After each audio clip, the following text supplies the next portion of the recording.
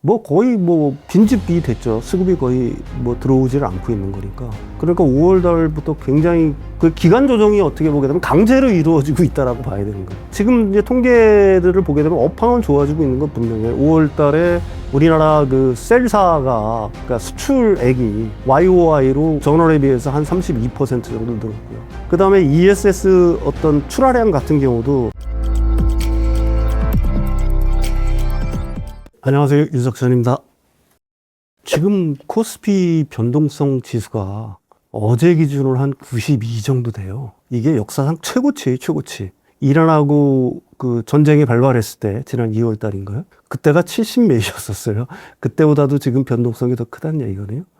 이렇게 변동성이 커진 이유는 사실은 쏠림과 가속, 너무 빠르게 올라왔고, 그 다음에 반도체주로의 어떤 지속한 쏠림 현상, 이게 굉장한 어떤 변동성을 키웠다. 다시 말해서 이게 변동성이라는 얘기는 뭐냐면은 이 주로 이제 파생 시장에서의 어떤 플레이어들이 상하의 폭을 갖다 굉장히 넓게 보고 있다는 얘기예요. 그러니까 이게 그 조그만 충격이라든지 가령 뭐 글로벌 이벤트라든지 매크로 이벤트라든지 뭐 이런 이슈들이 닥치면은 엄청나게 급락을 할 수도 있고, 그게 또 약간 잠잠해지게 되면 폭등하는 양상들. 그러니까 어떻게 보게 되면 롤러코스터 장세가 현기증 날 만큼 지금 벌어지고 있다, 이렇게 얘기할 수가 있는 거고, 거기에 가장 큰 원인은 아까도 말씀드렸듯이 극단적인 쏠림, 그 다음에 너무 빨리 올라왔다는 점, 이 두 가지가 합쳐지면서 한국 증시의 어떤 뭐라고 할까요? 겉으로 보게 되면 굉장히 구조적으로 좀 취약한 어떤 이런 양상들을 갖다 만들어내고 있다, 이렇게 봐야 되겠죠. 네. 그게 제일 큰 문제라고 얘기할 수가 있어요. 지금 반도체주의 개인 투자자들 같은 경우에는 한 70% 개인 투자자 자금에, 그 다음에 그 신용액의 30%가 지금 반도체에 집중이 돼 있는 거거든요. 그러니까 반도체가 그 조금만 떨어진다고 하더라도 가령 우리가 일상적으로 한 15%에서 한 20%의 뭐라고 할까, 이 조정이라는 거는 어떻게 보게 되면 건강한 조정 정도로 볼 수가 있는 거예요. 최악의 경우는 한 20%까지 낙폭을 갖다가 갈 수가 있는 건데, 거기에 이제 두 배 레버리지까지 합쳐져 있는 거지 않습니까? 그럼 올라갈 때는 아까도 얘기했지만은 가령 뭐 본주가 삼성전자나 SK하이닉스가 한 5% 올라갔다라고 하게 되면은 한 10%는 올라가야 되니까 더 사야 되는 거고, 반대로 떨어질 때도 또 더 팔아야 되는 거잖아요. 이런 것들이 이제 시장을 갖다가 뭐라고 할까, 굉장히 급격한 어떤 변동성을 키우고 있는 거고, 급락 사태가 나올 경우는 어떤 상황이 나오는 거냐면은 지난 어제 그제 하면서 반대 매매가 엄청나게 출하가 됐잖아요. 그러니까 이 반대 매매가 터지면 더 내려갈 거 아니겠습니까? 근데 반대 매매가 터지면 어떤 현상이 벌어지냐면 반도체 이게 두 종목만 내려가는 게 아니에요. 다른 종목들까지 포트를 갖다가 다 팔 거 아닙니까? 강제 청산 당하는 거니까. 그러면 다른 섹터까지 더 내려간다는 얘기가 되는 거죠. 이게 반도체 어떤 섹터의 어떤 쏠림 현상이라는 게 반도체에만 영향을 주는 게 아니거든요. 이런 영향도 있어요. 이게 수급이 반도체로만 쏠리다 보니까 다른 ETF라든지 다른 섹터의 ETF라든지 가령 뭐 방사이라든지 조선이라든지 2차전지라든지 기타 주식에서 돈을 빼가지고 반도체주로 계속 몰리는 현상들이 발생하는 거니까, 이게 이제 어떤 현상을 만들어내면 반도체가 시장을 갖다가 완전히 뭐라고 할까요? 일종의 산성화시키는 역할을 지금 하고 있다, 이렇게 보고 있는 거고요. 이걸 갖다가 구조적으로 좀 막아야 될 필요가 있는 거고, 그게 이제 거기에 어떻게 보게 되면 정책적인 영향이 지금은 이제 제가 생각하기에는 집중이 돼야 될 것 같아요. 가령 뭐 지금 타 섹터를 갖다가 정책적으로 좀 키운다든지, 아니면 코스피 200에 EX 배터리라고 EX 반도체를 제외한 나머지 섹터에 지수를 따로 개발을 해가지고 뭐 그쪽에 ETF를 때로 만든다거나 하는 어떤 정책적 노력이 이게 뭐라고 기울이지 않으면은 사실 이게 반도체 쏠림을 나쁘다라고만 할 수 없는 게 뭐냐면은 반도체 두 회사의 EPS 성장률이 워낙 좋잖아요. 그리고 아직도 삼성전자나 SK하이닉스 퍼로 보게 되면 한 6점 몇 %밖에 6.5배 정도 수준인데 오늘 내렸으니까 6배도 안 될 거예요. 그러면 이게 가령 뭐 마이크론이라든지 가령 뭐 샌디스크라든지 기타 TSMC에 비하면은 엄청나게 낮은 아직도 퍼거든. 그러니까 앞으로 훨씬 더 갈 수 있으니까 사람들이 이리 돈을 갖다가 몰아넣는 거를 갖다가 뭐라고 얘기할 수는 없는 거예요. 그거 당연한 거죠. 투자자라고 하게 되면은 이렇게 엄청난 이익을 갖다가 기록하고 있는 기업의 주식을 안 살 이유는 없잖아. 근데 그렇게 그쪽으로 너무 극단적인 쏠림이 되다 보니까 아까도 말씀드렸듯이 지금 여러 가지 그 한국 증시의 문제점들을 갖다가 만들어내고 있다. 부정적으로는. 그렇게 얘기할 수밖에 없는 거죠. 그 굉장히 위험한 거예요. 제가 생각하기에는 이 부분은 뭐 대부분의 전문가들이 동의를 하는 것처럼 사실은 굉장히 정책적으로 그걸 갖다 허가를 내준 게 잘못됐다라고 보는 이유가 뭐냐면은 그 도박판으로 만드는 측면들이 좀 있어요. 그게 뭐 많이 올라갈 때는 하루에 30몇 % 먼다 이런 기사들이 나오잖아요. 단기간 내에. 그러면 그걸 갖다가 그 레버리지 ETF라는 거는 여러 가지 이유들 때문에 오래 지속할 수가 없어요, 포지션을. 그러니까 조금 이익 나면 팔고 한단 말입니다. 가령 뭐, 어느 정도 올랐어. 그럼 팔면 어떻게 되겠어요? 급락하겠죠, 또. 그러니까 시장의 변동성을 갖다가 그래서 키우는 거고, 그게 아까도 말씀드렸듯이 이것들도 온전히 사실은 뭐라고 할까요? 자신들 어떤 그 개인들의 어떤 돈만으로 이걸 갖다가 매수하지는 않고 있지 않습니까? 이쪽은 이제 기초적으로 레버리지를 쓰는 거니까 사실은 내가 1,000만 원을 투자했다라고 그 1,000만 원을 빌리는 거예요, 사실은. 그래서 이것도 어떻게 보게 되면은 일종의 신용 융자의 성격은 어느 정도 갖고 있다라고 얘기할 수가 있는 거고. 내릴 때는 또 낙폭이 워낙 크니까요. 그러다 보면은 뭐 이걸 견디지 못하니까 자기의 어떤 뭐라고 할까요? 계좌가 막 한 20%, 30% 녹아내리면은 겁안 날 사람이 누가 있겠어요? 그 단기간 내에. 그 이것도 팔아버린단 말이야. 파니까 이게 또 다시 매도 압력을 또 작용을 하면서 사실은 엄청난 변동성을 키우고 있다. 일종의 옵션 플레이어들과 똑같은 현상을 갖다가 만들어내고 있다라고 얘기할 수가 있는 거예요. 그래서 이걸 갖다가 뭐 어려운 말로 옵션 감마 뭐 현상이라고도 얘기를 하고 하는데 어쨌든 지금은 꼬리가 몸통을 흔든다라고 얘기할까요? 뭐 그런 어떤 현상들이 우리 시장에서 벌어지고 있다. 이렇게 말씀드릴 수가 있을 것 같아요. 오늘 이렇게 급락을 하는 이유는 지금 그 미국하고 이란하고의 어떤 전쟁이 약간 격화되는 양상들을 보이고 있다라고 얘기할 수가 있는 거잖아요. 근데 제가 거듭 말씀드리지만 뭐 금리라든지 금리라는 거는 사실은 그 굉장히 그 뭐라 할까요? 금융시장에 굉장히 큰 영향을 미치는데 단 조건이 있어요. 한 번 정도의 뭐 금리 인상 가지고는 단기적인 충격은 있지만 이게 구조적인 하락세를 만들지는 않아요. 금리 인상이 그 금융시장에 굉장히 부정적인 이슈가 되려고 한다면은 강하면서 지속적인 금리 인상이 전제가 되어야 된다는 얘기입니다. 근데 현재로서는 그럴 가능성이 있나요? 사실 모르겠어요. 지금 뭐 인플레이션, 오늘 이제 CPI가 발표가 되겠죠. 그렇지만 거기서 코어 인플레이션은 얼마나 되는지를 갖다 유심히 볼 필요가 있는데, 그럼 코어 인플레이션이라는 건 뭐, 가령 농산물이라든지 식량이라든지 에너지를 제외한 나머지 인플레이션이잖아요. 그 부분은 제가 생각해서는 그렇게 높게 나오지는 않을 거예요. 그 다음에 지금 높게 나오는 인플레이션 같은 경우에는 결국은 에너지 가격이 많이 올랐기 때문에 그 부분이 이제 일정 부분 역할을 한다라고 얘기할 수가 있는 건데, 과연 뭐 연준이 금리 인상을 한다고 하더라도 그걸 갖다가 지금 구조적으로 계속해서 한다라고 보기에는 굉장히 어려운 거니까, 그 부분이 주식시장에 굉장히 큰 어떤 뭐라고 할까요? 타격과 뭐 어떤 구조적인 어떤 약세를 만들기는 굉장히 어려울 거다라고 보는 거고요. 전쟁 이슈 또한 마찬가지입니다. 전쟁이 지금 뭐 어느 누가 봐도 사실은 서로가 지친 상태이기 때문에 글쎄요, 이게 뭐라고 할까요? 촛불이, 이런 비유가 적당할지 모르지만 촛불이 꺼지기 전에가 제일 밝다라고 하잖아. 똑같이 지금 이란하고 미국 간에도 어떻게 보게 되면 마지막 어떤 협상을 둘러싼 불협화음이라고 생각하면 되는 거고요. 매크로 이슈 자체는 단기적인 충격은 줄 수 있어요. 시장에 단기적인 충격은 줄 수 있지만 그게 어떤 시장의 어떤 구조를 갖다가 완전히 악화시키지는 않는다. 제가 항상 강조하는 바지만. 그렇지만 아까도 말씀드렸지만은 단기적인 충격은 얼마든지 줄 수 있다. 특히 한국 시장처럼 이렇게 변동성이 엄청나게 높은 시장에서는 이런 어떤 조그만 매크로 이슈들도 단기적으로 굉장히 큰 충격을 줄 수 있다. 이런 얘기를 드리는 겁니다. 하방으로 굉장히 많이 쏠렸지만 그저께 엄청나게 내렸다가 어제 많이 올랐죠. 오늘 또 내리고 있는 거거든요. 내일 어떻게 될지 아무도 몰라요. 그러니까 중요한 거는 사실 한국 뭐라고 할까요? 주식시장의 펀더멘털은 아직은 이상이 없다는 얘기죠.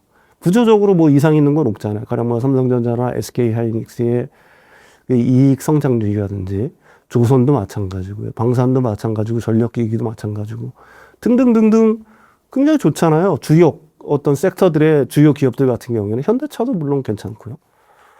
그렇다라고 한다면은 주가라는 거는 실적하고 성장성의 함수기 때문에 언젠가는 올라오는데 이 트레이딩을 하는 사람들 입장에서는 특히 개인 투자자들 입장에서는 견디기는 굉장히 또 어려울 뿐만 아니라 난이도가 굉장히 높은 어떻게 보게 되면 뭐 고차원 어떤 방정식을 푸는 것 같은 이런 장세들이 앞으로도 계속될 수 있는 여지가 굉장히 많다. 이렇게 봐야 된다 이겁니다. 일단은 그게 자신이 어떤 성향인지를 뭐라고 할까요? 정확하게 파악을 하셔야 돼요. 나는 뭐 조그만 이런 변동성에 그렇게 뭐 크게 영향을 받지 않아. 그 다음에 나는 비교적 그 트레이더가 아니라 장기적인 어떤 관점에 하에서 투자하는 사람이야 라고 한다면은 지금 누가 뭐라고 하더라도 이렇게 눌림목이 왔을 때 큰 하락이 왔을 때 반도체주라든지 주력 기업들을 포트에 조금씩 담는 필요가 있죠. 근데 이제 단기 트레이더라든지 가령 뭐 나는 한 5%한 떨어져도 못 견뎌 이런 사람들은 사실 지금 그 주식시장에 들어가기가 굉장히 어려운 시기예요. 내일 당장 오른다고 하더라도 모레 어떻게 될지 또 몰라요. 왜 그러면 내일 같은 경우가 우리나라 선물 옵션 만기일이고요. 금요일까지도 사실 어떻게 될지 모르거든요. 그러니까 이런 어떤 그 결국은 코스피 변동성이 제가 생각하기에는 60이나 50 정도 수준까지는 내려와야 된다. 평균이 우리가 30에서 40이에요. 근데 지금 92란 얘기입니다. 92. 그러면은 그 부분을 좀 안정화되기를 기다리는 게 어떤 뭐라고 할까 심리적 안정을 갔는데 굉장히 좋다. 이렇게 저는 생각을 합니다. 예. 아, 하반기 그 뭐라고 할까요? 국내 주식시장 같은 경우에는 제가 생각하기에는 특히 코스피라든지 코스닥도 역시 마찬가지지만은 좋을 거라는 데는 저는 이견은 없어요. 가령 뭐 일부 증권사에서 얘기하는 것처럼 그 가령 뭐 12,000을 간다, 10,000을 간다라고 얘기를 하는데 그 상단이 어딘지를 갖다가 예측하는 게 의미가 없을 정도로 사실 한국 기업들의 특히 주력 기업들의 펀더멘탈은 굉장히 좋은 상태예요. 그 다음에 코스닥 같은 경우도 이제 지방선거도 끝났고, 그 다음에 그러면 이제 코스닥 활성화 정책들이 본격적으로 이제 시작이 될 거고요. 너무 많이 내려왔으니까 올라간 것도 없이 지금 이런 어떤 변동성 장세에서 좀 거칠게 병을 쳐맞고 있는 거니까 그 부분에 대한 어떤 정부의 어떤 정책들, 그 다음에 국민성장펀드에서 계속적으로 코스닥에 좀 유입이 되는 흐름들이 이어지게 되면은 코스닥도 그 하반기에는 상반기보다는 훨씬 좋아질 가능성이 굉장히 높다. 이렇게 봐야 되겠죠. 네. 일단 5월 달부터 반도체 섹터로 어떻게 보면 수급이 집중되는 바람에 뭐 거의 뭐 빈집비 됐죠. 수급이 거의 뭐 들어오지를 않고 있는 거니까. 그러니까 5월 달부터 굉장히 어떤 뭐 깊은 조정? 그 기간 조정이 어떻게 보게 되면 강제로 이루어지고 있다라고 봐야 되는 거예요. 근데 업황에 지금 이제 통계들을 보게 되면 업황은 좋아지고 있는 건 분명해요. 5월 달에 우리나라 그 셀사가 그 출하량, 그러니까 수출액이 YOY로 전월에 비해서 한 32% 정도 늘었고요. 그 다음에 ESS 어떤 출하량 같은 경우도 LG엔솔이 25년 1분기에는 1.5기가와트아워 정도였는데 26년 1분기에는 5.3기가와트아워로 늘었으니까 굉장히 많이 늘었죠. 삼성 SDI도 25년 1분기에 한 2.2기가와트아워였는데 26년 1분기에는 한 3기가와트아워 정도 됐으니까 업황 자체는 분명히 좋아지고 있는 건 맞아요. 그런데 이제 수급이 어떻게 보게 되면은 뭐 완전히 비어가는 양상이라고 뭐 거의 뭐 공백기라고 얘기할 수가 있는 거니까 상당히 깊은 기간 조정들이 현재까지는 뭐 이어지고 있다. 전체적으로 보면은 2차 전지 업황이라든지 2차 전지 주가 상황은 사실은 그렇다라고 봐야 되겠죠. 현재까지는. 거듭 말씀드리지만 반도체를 제외한 타 섹터의 어떤 주가라고 얘기하는 거는 웬만한 모멘텀 가지고는 안 돼요. 왜 그러냐면은 거의 다른 섹터 자체들이 거의 고사 상태에 있기 때문에 이쪽으로 전부 다 몰려 있기 때문에. 그러니까 뭐 지금 에코프로 그룹 같은 경우도 거의 비슷한 양상이 벌어지고 있는 거고요. 얼마 전에 그 에코프로 이노베이션이 그 수성 라디튬을 갖다가 수주를 했고, 그 다음에 헝가리 공장이 정상적으로 가동이 됐고, 유럽의 전기차 시장 같은 경우는 주요 7개국 같은 경우에는 YOY로 한 40몇 %씩 성장하고 있어요. 그러니까 거기는 캐즘이라고 얘기할 수 없을 정도로 뭐라고 할까요? 상황이 굉장히 좋은 상황이고, 에코프로그룹 같은 경우는 헝가리에 이미 진출을 해 있는 상황이니까 유럽 현지 진출의 어떤 뭐라고 할까요? 이점 혜택들을 갖다 온전히 볼 수 있는 상황이란 얘기죠. 근데 이제 주가 같은 경우에는 지금 굉장히 많이 내려가 있는 거니까 아까도 얘기했지만 5월달 이후부터 계속해서 내리막을 갖다가 걷고 있는 거니까 이 부분을 반전시키기 위해서는 추가적인 모멘텀이 분명히 있어야 된다. 그게 뭐냐면 결국은 에코프로 이노베이션은 수산화 리튬을 갖다 수출해주면 에코프로 BM의 양극재의 어떤 기존의 그 가령 삼성 SDI라든지 SK 온향 말고 다른 쪽의 어떤 수주가 어느 정도 있어야 될 거다. 이렇게 봐야 되는 거죠. 그게 된다라고 하게 되면은 그런 모멘텀들이 이어지게 된다라고 하게 되면은 이제 에코프로 그룹 같은 경우는 이제 코스닥에 그 뭐라고 할까 지금 포함이 되어 있는 거니까 코스닥 활성화 정책이 좀 활성화가 되고 거기서 이제 패시브 자금이라든지 액티브 자금들이 들어오기 시작한다고 하게 되면은 그때부터는 좀 올라갈 수 있는 여지들이 굉장히 많다. 어쨌든 지금 현재의 주가는 어느 정도 상황이냐면 주봉으로 60주 선에 지금 닿아 있는 거거든요. 그러니까 생각보다 깊은 조정이 이루어졌고 그러니까 현재의 국면 같은 경우에는 사실 그게 그 기술적으로 보든 아니면 펀더멘탈로 보든 내려가기보다는 올라가야 될 가능성이 훨씬 많은 지점이에요. 근데 아까도 얘기했지만 지금 전 섹터가 반도체를 위한 전 섹터가 수급이 거의 없는 상황이기 때문에 그런 점은 고려를 해야 된다 이렇게 봐야 되겠죠. 굉장히 좋은 뉴스들이 있잖아요. 그 지금 아르헨티나 살데오르라는 데가 그 염호를 갖다 개발하는데 아르헨티나가 엄청난 인센티브를 주고 있어요. 사실 여기에. 그래서 그 파격적인 법인세 감면뿐만이 아니라 관세, 수출입 관세도 면제해 주고요. 그다음에 외환 통제를 갖다가 완전히 풀어줬고 30년 법적 안정성까지 보장을 한 거예요. 이런 좋은 소식에도 불구하고 아까 말씀드렸듯이 포스코 홀딩스가 좀 가난하다가 5월 달부터 그 수급 쏠림 때문에 계속 내리막을 지금 하고 있는 거거든요. 이게 어떤 의미를 담고 있는 거냐면 지금 아르헨티나의 염호 캐파가 한 5만 톤 정도 돼요. 5만 톤. 거기서 2.3만 톤을 덜 일리는 거야, 이게. 지금 그 살데오르가 이게 27년까지거든요. 그러면은 27년까지만 놓고 본다라고 하면 아르헨티나에서 한 7.3만 톤. 기존에 이제 호주하고 그 광양에서 하는 게 한 그 4.3만 톤 정도 되거든요. 그러니까 거의 12만 톤 정도 캐파를 갖는다는 얘기예요, 내년까지. 그리고 포스코 홀딩스가 올해 리튬 사업으로만 작년에 3만 톤 정도 팔았는데 올해 6만 톤 정도를 팔 거라고 얘기를 하고 2배를 팔 거라고 얘기를 하고 있는 거거든요. 근데 그게 단순히 2배가 아니라 작년에 리튬 가격이 킬로그램당 8.5달러로 이건 BEP도 안 나왔잖아요. 근데 지금 얼마예요? 조금 조정을 받았다라고 하지만 현재 킬로그램당 한 22달러 정도 수준이거든. 엄청난 마진이 남는 거야. 근데 이런 호재에도 불구하고 아까도 말씀드렸듯이 지금 주가는 그런 상황에 처해 있다. 이렇게 말씀드릴 수가 있겠죠. 포스코 피체엠의 그 양극재 사업 같은 경우는 LFP 양극재 사업에 진출을 했잖아요. 그래서 올해 말부터 해가지고 이제 LFP 양극재도 본격적으로 생산을 하고. 그러니까 포스코 피체엠의 가장 큰 장점이라고 한다면 음극재 사업에 있어요. 사실은 중국 업체들을 제외하고는 음극재 캐파로는 세계에서 제일 크니까. 그러니까 자유시장 쪽에서는 포스코 피체엠의 캐파가 제일 크거든요. 천연흡연 양극재뿐만이 아니라 인조흡연 양극재도 베트남에다 지금 그 건설할 거 확정됐잖아요. 그래서 거기서 본격적으로 지금 생산을 하려고 하고 있는 거고. 그 다음에 가장 최근의 뉴스 같은 경우는 뭐냐면은 이 실리콘 음극재 보통 얘기를 하잖아요. 그러니까 실리콘 음극재라고 할 때는 실리콘의 그 함량을 5에서 10%밖에 못 넣었어요, 기존에는. 왜 그러냐면 실리콘을 갖다가 음극재에 첨가를 하게 되면 어떤 현상이 발생하냐면 충방전 중에 그 스웰링 현상이라고 해서 음극재가 부풀어오는 현상이 나타나요. 그래서 실리콘을 넣게 되면 굉장히 좋은 점이 많죠. 음극재. 충전 속도를 굉장히 빨리 할 수 있고요. 그 다음에 수명도 굉장히 늘릴 수가 있어요. 많이 넣으면 많이 넣을수록 좋은데 많이 못 넣는 이유가 아까도 얘기했죠. 부풀거든. 이게 부풀면 여러 가지 문제를 갖다가 발생시킬 거 아니에요. 근데 포스코 피체엠이 음극재의 실리콘을 20%까지 넣을 수 있는 신기술을 갖다가 만들어가지고 이제 그 상업 생산이라든지 양산 단계에 적용을 하려고 하고 있는 거거든요. 굉장히 사실은 엄청난 뉴스예요. 호재고. 주가 측면에서는 사실 제가 굳이 말을 안 해도 여러분들이 잘 아실 거라고 봅니다. 예. 지금 ESS 출하량 굉장히 늘고 있고요. 특히 테슬라 차량이 많이 팔리죠. 전 세계적으로. 그러니까 테슬라에 들어가는 거는 LG엔솔의 배터리들이 많이 들어가잖아요. 거기다 지금 세미트럭도 양산을 해요. 테슬라 세미트럭. 거기에는 4680 배터리가 들어갈 텐데 그거 대부분 상당 부분이 사실은 LG에너지솔루션 배터리들이 들어갈 거란 말입니다.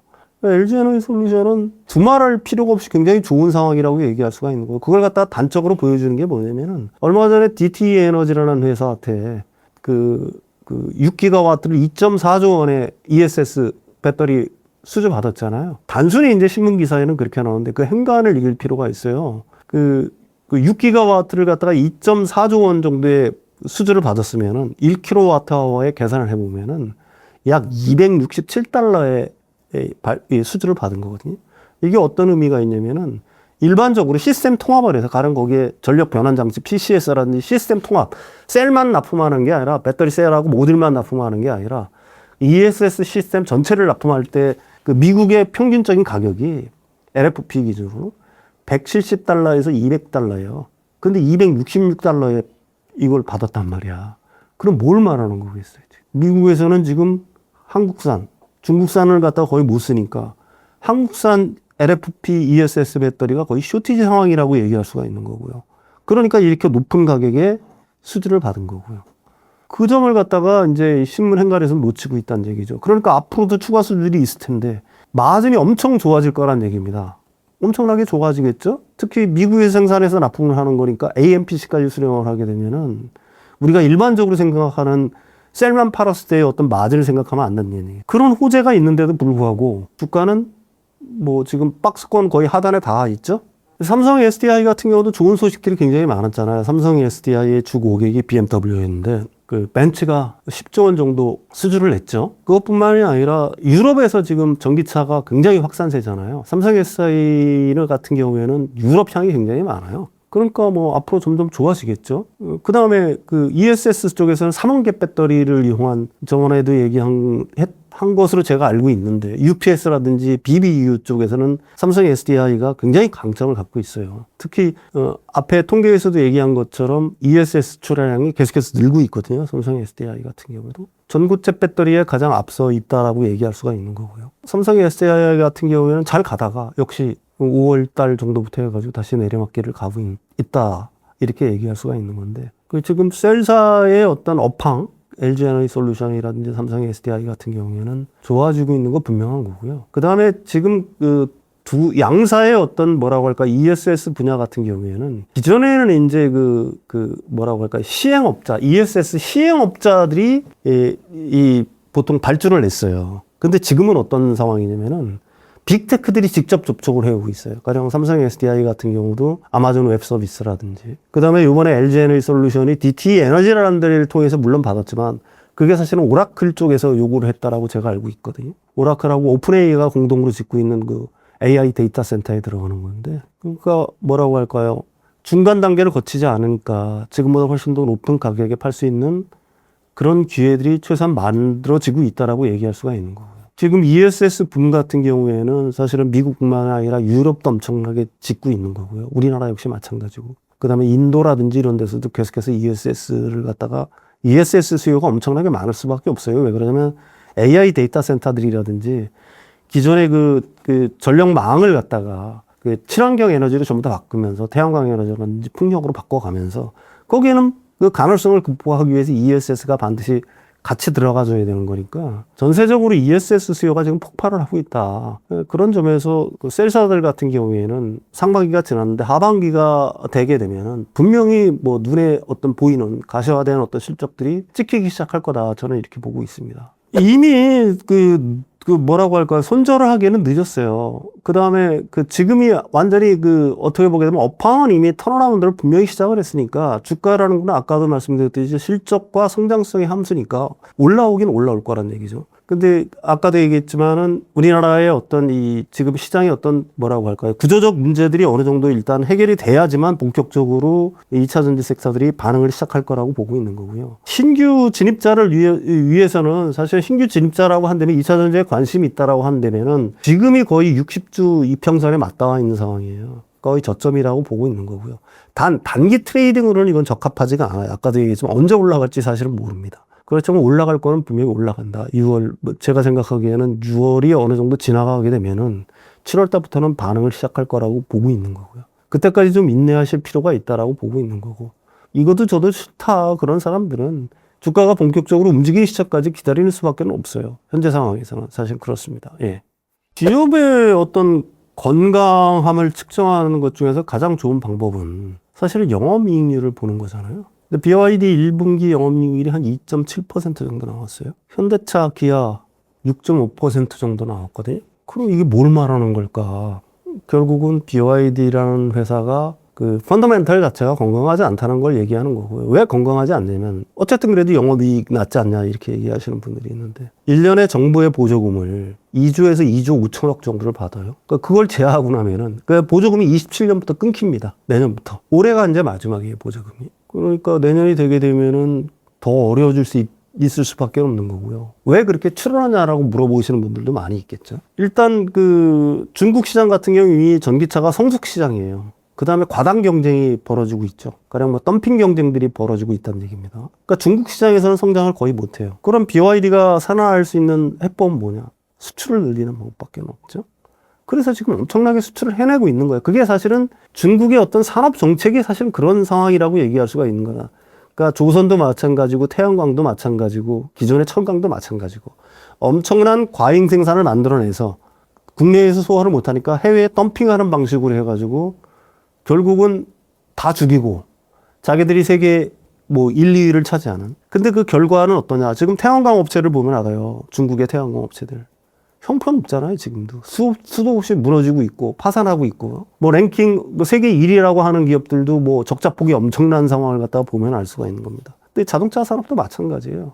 그리고 해외에 진출하려면 뭐가 필요해요? 국내에는 이미 뭐 공급망이라든지 AS망이라든지 뭐 이런 것들이 어느 정도 돼 있으니까 추가로 돈 들어갈 것들이 거의 없지만, 물론 이제 덤핑 경쟁을 하니까 마진이 줄을 수는 있죠. 해외는 어때요? 하려고 하게 되면. 공급망 만들어야 돼요. 그 다음에 AS망 만들어야 될 거 아닙니까? 그죠? 마케팅 비용 들어가죠. 우리나라도 BYD 엄청나게 광고하지 않습니까? 이거 다 돈이거든요. 그러면은 영업이익이 글쎄요. 제가 생각하기에는 뭐 지금 2.7%라고 하는 것도 어떻게 보게 되면 굉장히 엄청난 선방을 하고 있는 거다. 이게 만약에 분식회계가 아니라고 한다면은 선방을 하고 있는 거고요. 근데 그 속으로는 굉장히 어려울 거다. 저는 그렇게 생각을 하고 있습니다. 이게 기업이라는 건 마찬가지예요.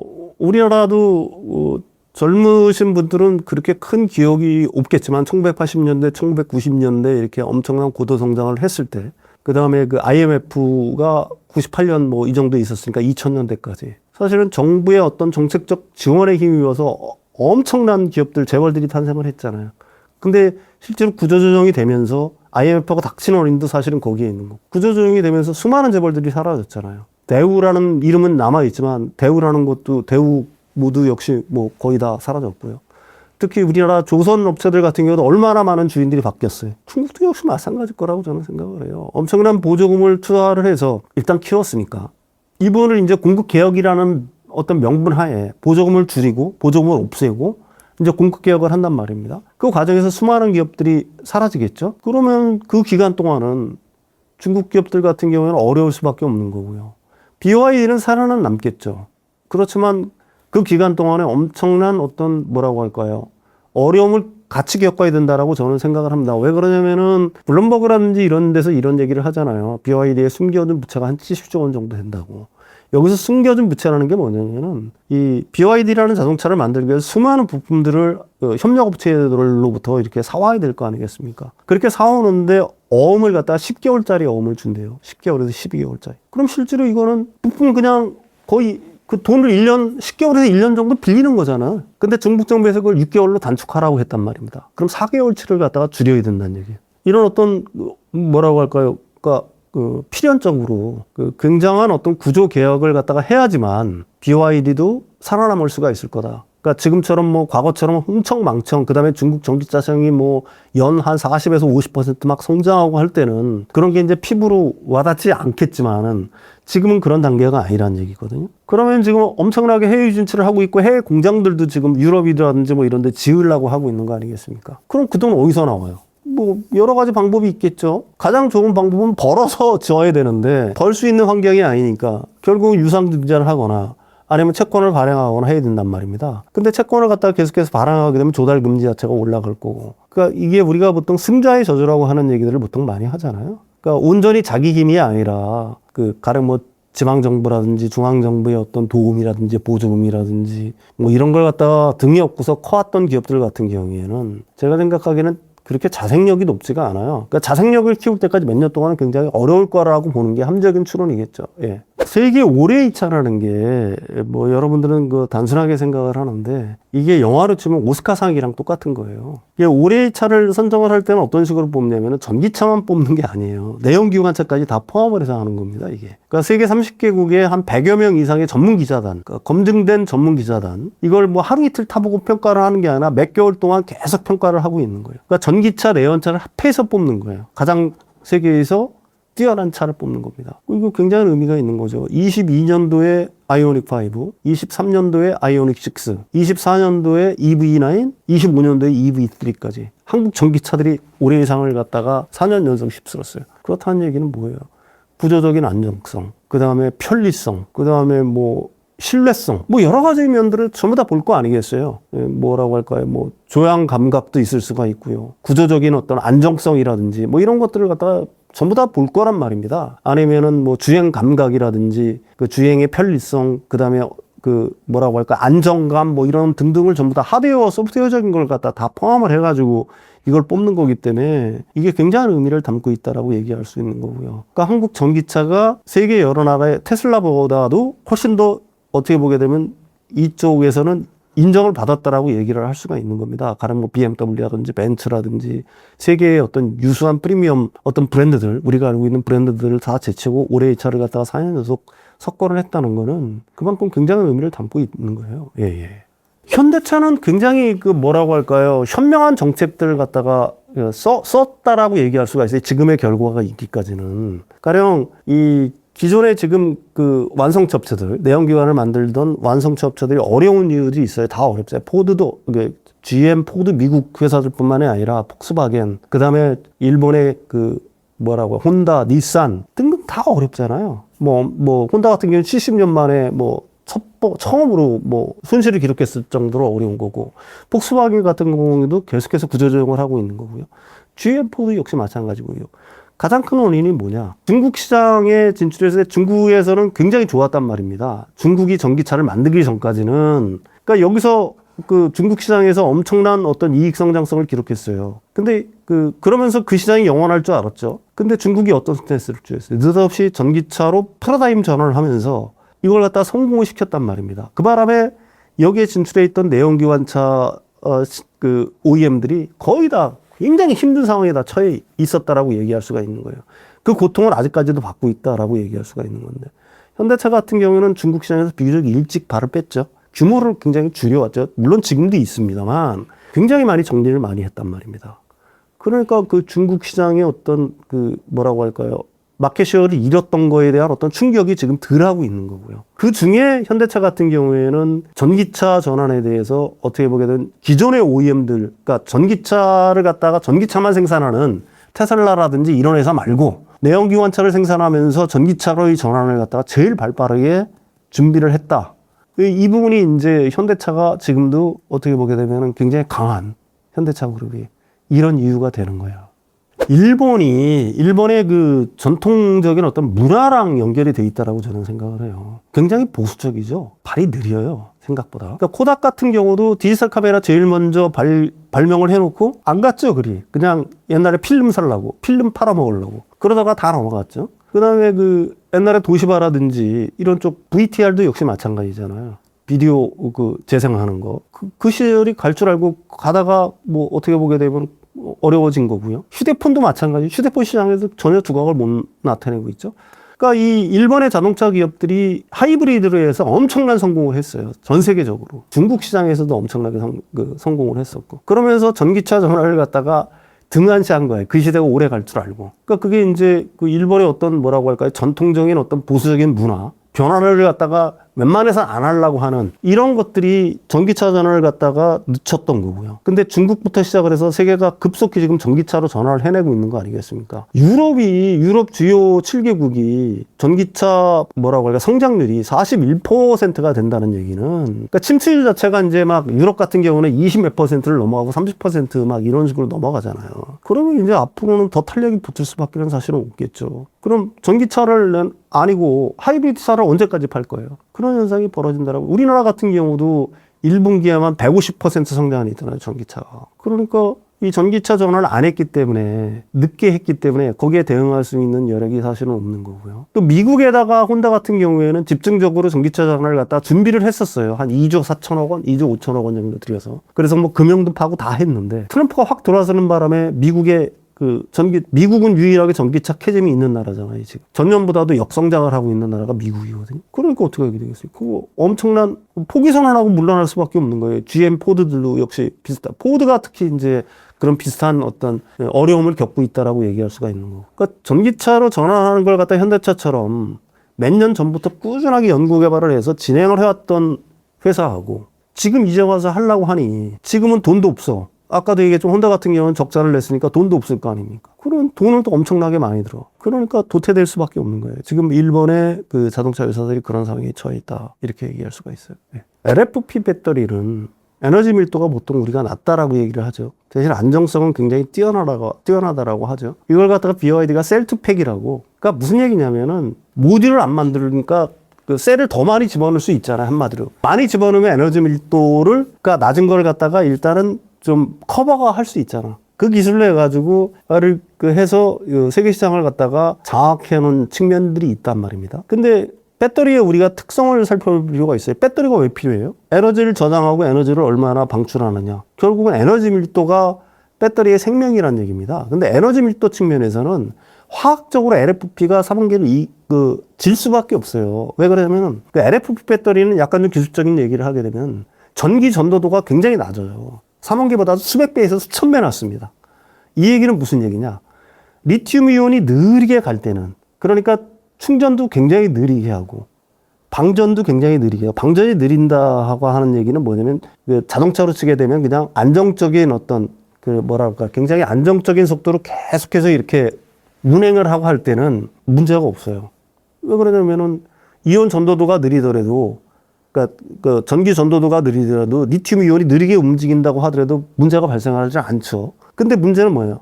엄청난 충전, 그러니까 충전 속도를 굉장히 빠르게 하거나 방전, 출력을 굉장히 높이거나 할 때는 어떤 문제가 발생하냐면 리튬 이온이 움직이다가 터널에 막히는 현상들이 발생한단 말입니다. 계속해서 막히는 거예요. 이게 그렇게 되면 어떻게 되겠어요? 이게 결국은 배터리 여라, 배터리 수명 저하로 이어질 수밖에 없어요. 구조적으로. 그게 실제로 나타나고 있는 거고요. 그게 뭐 너는 어떻게 그걸 갖다 장담하냐고 하는데 리볼트라고 그 전기차, 중고 전기차 파는 데 있어요. 거기 가서 LFP를 채택한 그 전기차를 선택을 해서 SOH, 그러니까 배터리 수명이 얼마나 남았는지를 여러분들이 한번 보십시오. 그 다음에 3원계 배터리를 쓴 차랑 비슷한 주행거리를 달렸는데 어디가 더 그 배터리 수명이 더 많이 남았는가를 한번 보시면 명확하게 드러난다는 얘기죠. 그러니까 구조적으로 LFP는 무겁죠. 에너지 밀도가 낮죠. 그러니까 어디에 쓰여요? 쓰이는 데는. ESS에는 쓰일 수가 있어요. ESS 같은 경우에는 공간의 제약을 거의 안 받잖아요. 그죠? 그 다음에 굉장히 안정적인 충방전을 하지 않습니까?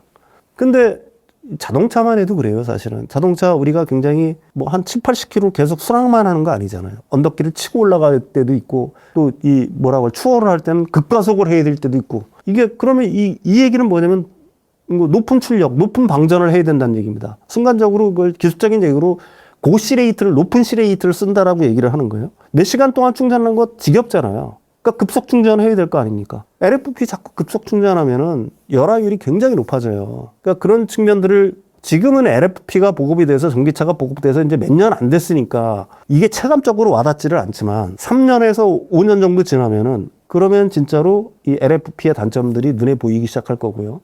앞으로의 시대들, 전기차만 하더라도 그 밑에 부분에 배터리를 다룰 수 있는 공간이 넓잖아요. 그러니까 LFP를 다뤄도 그렇게 표가 안 나죠. 근데 휴머노이드로 보세요. LFP를 어떻게 달아요? 에너지 밀도도 낮고, 무게도 무겁고, 공간은 한정적인데. 못 달 거 아니에요. 궁극적으로 배터리의 어떤 가장 큰 핵심은 뭐냐?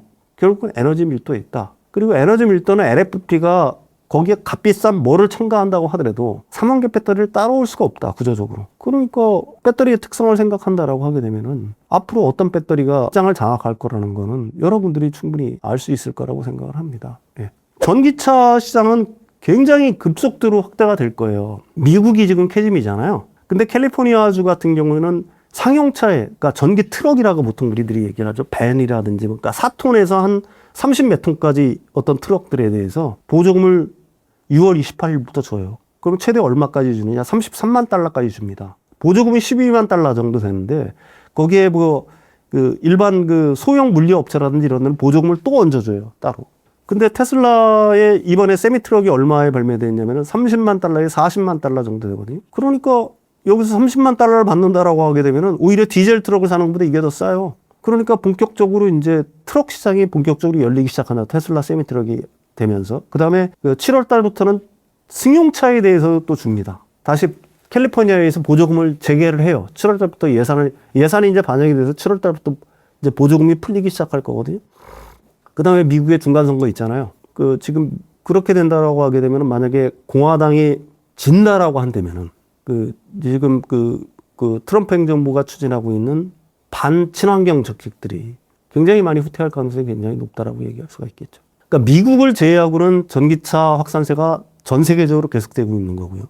여기에 미국까지 전기차 확산세가 가세가 된다라고 하게 되면은 그동안 굉장히 어려웠던 한국 2차전지 업체들한테는 뭐 날개를 달 수 있다 이렇게 봐야 되겠죠. 그게 이제 그 최악의 시점이 올 상반기고요. 올 상반기가 좀 지나가면은 하반기부터는 상당히 좋아진 모습들을 볼 수가 있을 거다 이렇게 저는 생각을 하고 있습니다.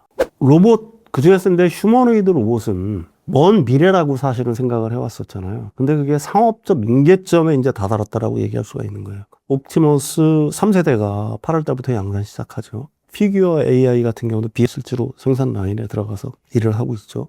그 다음에 아틀라스 같은 경우도 보스턴 다이내믹스의 아틀라스 같은 경우도 일부 프로토타입들 같은 경우에는 지금 다 현대차 조지아 메타 플랜트 아메리카나에서 학습을 하고 있지 않습니까? 그렇다라고 한다면은 우리가 먼 미래라고 생각했던 어떤 물리적 AI, 그 중에서 이제 휴머노이드 로봇이 굉장히 상업적으로 쓰일 수 있는, B2B 시장에서는 최소한 쓰일 수 있는 시점이 이제는 그리 멀지 않았다라는 생각들 때문에 그 휴머노이드 로봇 관련 업체들 같은 경우가 주가가 많이 움직인 이유다. 이렇게 얘기할 수가 있겠죠. 예.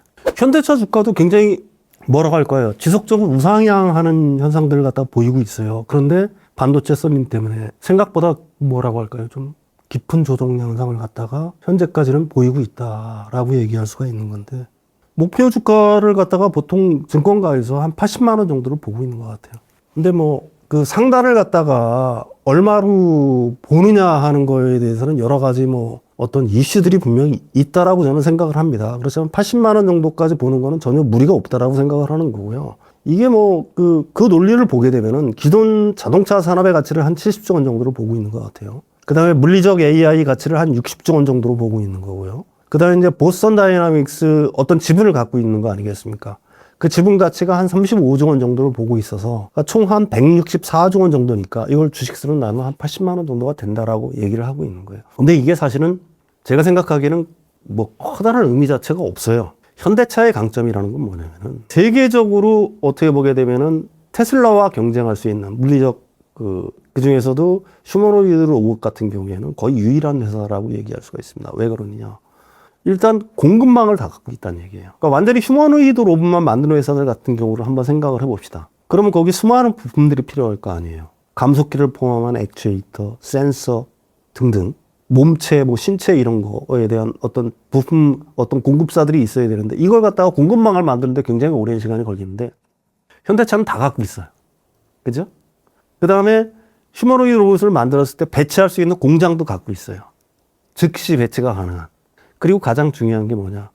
굉장히 우수한 산업적 데이터들을, 엄청난 산업 데이터들을 갖고 있다는 얘기입니다. 그러니까 휴머노이드 로봇을 학습시킬 수가 있는 좋은 토양들 다 갖고 있다는 얘기예요. 이걸 다 갖고 있는 회사가 현대차라는 얘기입니다. 그런 측면에서 굉장히 어떻게 보게 되면 발전 가능성이 높다라고 얘기할 수가 있는 거고요. 산업적 데이터는, 데이터 같은 경우는 현대 기아차뿐만이 아니에요.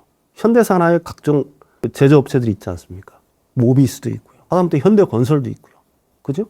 이쪽에서 다 휴머노이드 로봇을 갖다가 훈련시킬 수 있는 좋은 토양을 갖고 있단 말입니다. 그러니까 그 부분이 지금 물리적 AI 가치를 갖다가 한 60조 원 정도로 놓고 보는데 이 부분은 얼마든지 높아질 수가 있다라고 저는 생각을 해요. 그래서 엔비디아의 젠슨왕이 현대차랑 자꾸 접촉을 하려고 하는 거고요. 엔비디아 같은 경우에는 어쨌든 아틀라스에 들어가는 반도체라든지 두뇌 역할을 하는 AI 반도체라든지 아니면은 그걸 갖다가 학습할 수 있는 뭐 아이작이라든지 뭐 코스모스라든지 이런 데 둬서 자기의 어떤 생태계로 어떻게 보게 되면 현대차를 끌어들이는 게 굉장히 엄청난 효과가 있기 때문에 그래서 자꾸 젠슨한 같은 경우도 현대차랑 접촉을 한다라고 저는 생각을 하고 있는 거거든요. 근데 현대차의 가치라는 거는 거듭 말씀드리지만 물리적 AI 시대에 필요한 모든 것들을 거의 다 갖고 있다. 이렇게 볼 수가 있어요. 그러니까 지금 이제 막 리레이팅이 시작되고 있는 거고요. 기존에 이제 전통적인 어떤 자동차 제조사에서 물리적 AI로 나가는 어떤 그쪽의 일정 부분 이제 그 밸류를 갖다가 이제 막 주는 초기 단계에 불과하다. 이렇게 보고 있습니다. 그렇지만 주가가 홀로 날아가지 못하고 있는 이유는 아까도 말씀드렸듯이 우리나라의 극단적인 쏠림. 이게 이제 주가가 홀로 날아가지 못하는. 그러니까 많이 올라오긴 했지만 아직도 뭐 그렇게 생각보다는 많이 안 가고 있는 거죠. AI라는 건 물리적 AI로 진화할 수밖에 없겠죠. 왜 그러냐면 지금은 우리가 모니터 앞에서만 AI를 느낄 수가 있잖아요. 가령 뭐 제미나이라든지 기타 클로우드라든지 뭐 이런 걸 우리가 쓸 때. 근데 이게 뭐예요? 여기서 이제는 몸을 얻어가지고 밖으로 나온다는 얘기입니다. 그게 이제 자율주행차도 사실은 물리적 AI의 한 단면이라고 얘기할 수가 있는 거고요. 휴머노이드 로봇부터 시작을 해서 점점 이제 파생이 되겠죠. 그러니까 그 부분은 필연이라고 사실은 얘기할 수가 있는 거고요. 그렇다면은 지금 젠슨하는 입장에서 가장 급한 게 뭘까요? 우리나라에 이렇게 자꾸 와가지고 얘기를 하는 이유가 분명히 있단 말이에요. 우리나라가 제조업 강국이잖아요. 엄청나게 어떻게 보게 되면 좋은 산업 데이터를 갖다가 갖고 있는 나라가 우리나라라는 얘기입니다. 가령 뭐 조선도 마찬가지고요. 아까도 얘기한 뭐 자동차 역시 마찬가지고 삼성전자나 SK하이닉스의 반도체 폐회에서도 그것도 좀 다 제조 공정들 아니겠어요. 이런 어떤 역량을 갖고 있는 나라, 그러니까 제조업 기반 그리고 가장 훌륭한 산업 데이터를 갖고 있는 나라가 거의 없어요. 전 세계적으로. 그러니까 그 엔비디아 입장에서는 사실 우리나라랑 반드시 자신들 말대로 깜부를 맺어야 되는 거예요. 그리고 그 시대에는 피할 수가 없는 겁니다. 물리적 AI로 세상은 나아갈 수밖에 없는 거고요. 그거는 뭐 당연한 귀결이다. 내가 그걸 강조를 하지 않는다라고 하더라도 여러분들이 뭐 이해하실 필요가 있는 거 아니겠어요? 가령 뭐 로봇이 인간처럼 생긴 로봇이 인간보다 더 일을 잘해. 그런 세상이 오고 있잖아요, 지금. 그러면은 뭐 그쪽으로 가지 않겠어요? 그럼 뭐 여러분들 잘 알고 계실 거예요. 감속기를 만드는 회사들, 그 다음에 액추에이터, 감속기를 포함한 액추에이터를 만드는 회사들, 그 다음에 센서류도 있을 수가 있겠죠. 이 부분이 이제 뭐 중요한 어떤 뭐 밸류체인에 속한다라고 얘기할 수가 있는 거고요. 그 다음에 이제 고출력 배터리 팩이라든지 여기도 마찬가지로 들어가야 되는 거 아니겠습니까? BMS 시스템이라든지 다 들어가야 되는 거죠. 근데 지금 주가를 보게 되면 여기도 엄청나게 많이 오른 거예요. 이 중소형주들이. 아직은 실적들이 뒷받침되지 않는데 미리 선반영된 것들이 사실은 있단 말입니다. 그러니까 투자를 하실 때는 이게 지금 상황에서는 굉장히 어려운 국면에 있다라고 얘기할 수가 있는 거예요. 그러니까 이 성장 산업이라고 그래서 맨 처음에는 엄청나게 많이 오르죠, 기대감에. 그러다가 죽음의 고객이라는 걸 한 번씩들 겪어요. 그 중에 살아남는 기업들만 나중에 이제 날아가는 거예요. 그 부분이 언젠가는 올 수가 있다. 이런 점은 여러분들이 이해를 하셔야 되는 거고요. 그러니까 반드시 기존의 그 지금 휴머노이드 로봇이라든지 아니면 현대차의 어떤 밸류체인에 속해 있으면서 경쟁력을 기술적 해설을 갖고 있는 기업들의 타겟에 집중할 필요가 있다. 그리고 그런 기업들 같은 경우도 일단은 현재 상태에서는 밸류가 상당히 높은 상황에 처해 있는 거는 분명하다. 이 로봇이라는 어떤 타이틀만 달게 되면은 뭐 몇백 배 정도 이렇게 가는 경우가 굉장히 흔하니까. 그러니까 밸류가 낮은 상황은 아니다. 우리가 반드시 그 길로 가는 건 가는 거지만, 현재의 어떤 주가가 어떤 뭐라고 할까요? 미래의 어떤 가치를 갖다가 정당화할 거냐 안 하는 거는 결국은 실제로 사실은 어떤 수주 현황이라든지 뭐 이런 것들이 이제 나중에는 이제부터는 이제 그런 것들에 의해서 투자의 어떤 방향이 결정되는 시점이 이제 오고 있다. 이렇게 얘기할 수가 있는 거죠. 지금까지는 기대감으로만 다 올라왔다라고 한다면은 지금부터는 옥석 가리기가 이제 본격적으로 시작이 될 수밖에 없다. 이렇게 생각을 합니다. 이렇게 봐야 돼요. 대기업 밴더에 반드시 진입이 돼야 돼요. 역시. 왜 그러냐면 가령 뭐 감속기라든지 액추에이터를 갖다가 만든다든지 센서 같은 경우는 밴더에 실제로 그 로봇을 만드는 대기업 밴더에 테슬라에 속하든지 아니면은 현대차의 모션 다이나믹스에 속해 있든지 간에 거기서 수혜를 받는 거밖에는 사실은 없잖아요. 그러니까 그게 그렇게 밴더로 들어갔을 때 그 이익의 성장치를 봐서 이거는 뭐 퍼로는 설명이 안 돼요, 현재. 그러니까 가령 뭐 이익 성장률이 얼마나 되느냐, 그 PEG 방식이라든지 이런 쪽에서 이제 밸류가 측정돼서 그때부터 본격적으로 나오기 시작해요. 증권사의 리포터들을 분명히 좀 읽어보고요. 그러면서 투자를 해도 늦지는 않다. 이게 뭐 지금 밸류 자체가 굉장히 높이 올라와 있는 상황이기 때문에 그 다음에 이런 정도 측면도 있어요. 이게 이 성장 산업이라는 게 배터리 산업도 마찬가지죠. 맨 처음에 기대감으로 막 올라오잖아요. 그 기대감 때문에 엄청난 캐펙 숫자를 해야 된단 말입니다. 그런데 일순간 또 뭐 전기차 같은 경우에는 이 캐즘이라는 국면에 닥치면서 굉장히 힘든 국면들이 현재까지도 이어지고 있는 거잖아요. 그 로봇 회사들 같은 경우도 똑같은 현상들이 발생할 수도 있다는 얘기죠. 캐파를 늘려야 될 거 아니에요. 지금 캐파 가지고는 안 될 거 아닙니까? 그럼 거기에 엄청난 그 캐펙스 비용이 들어갈 거예요. 카펙스 비용이 들어갈 거고. 그러니까 그런 측면들이 앞으로 넘어야 될 고비가 될 거다. 이렇게 생각을 하고 있습니다.